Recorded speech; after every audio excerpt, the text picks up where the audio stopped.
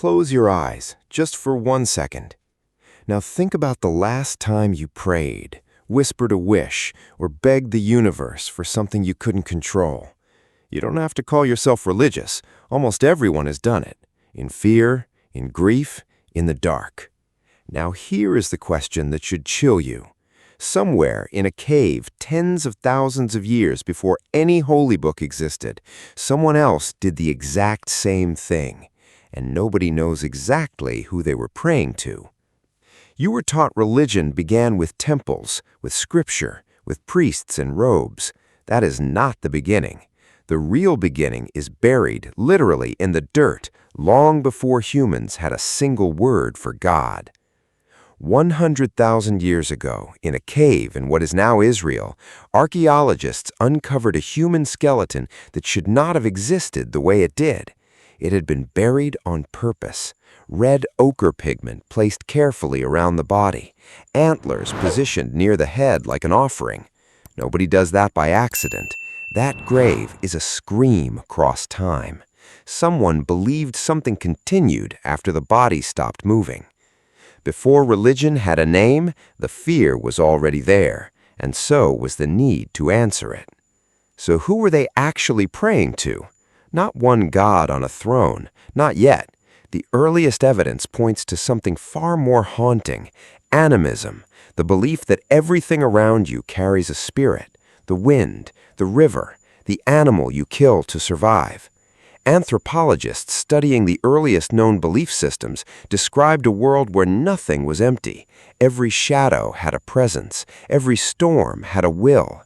Imagine living in that world. No science to explain lightning, no explanation for why the herd vanished overnight, or why someone you loved simply stopped breathing and never opened their eyes again.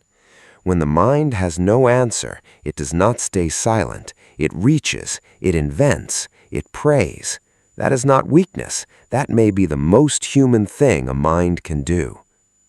Then came the caves. Lascaux, France, roughly 17,000 years old, painted deep inside pitch-black tunnels, almost impossible to reach. Archaeologist Jean Clote, who studied these caves for decades, argued these paintings were never meant for a casual audience. Someone crawled for hours by torchlight alone into total darkness just to paint a bison on a wall almost no living person would ever see. That is not art. That is worship. That is fear and hope pressed into stone long before the word God was ever whispered aloud. And it may not even be unique to us.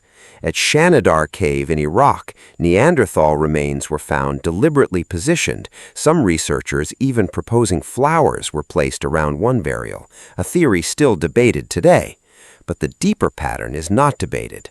More than one kind of ancient human treated death like it deserved ceremony, which means this ache, this need to believe in something beyond the body, might be older than our species itself. Pause here for a second. Think about your own family's belief, whatever it is, however far back it goes, whether it traces to a mosque, a church, a temple, a shrine, or something with no name at all. Comment below what you believe or what your family believes and where you think it really came from. You may be shocked how far back that thread actually stretches.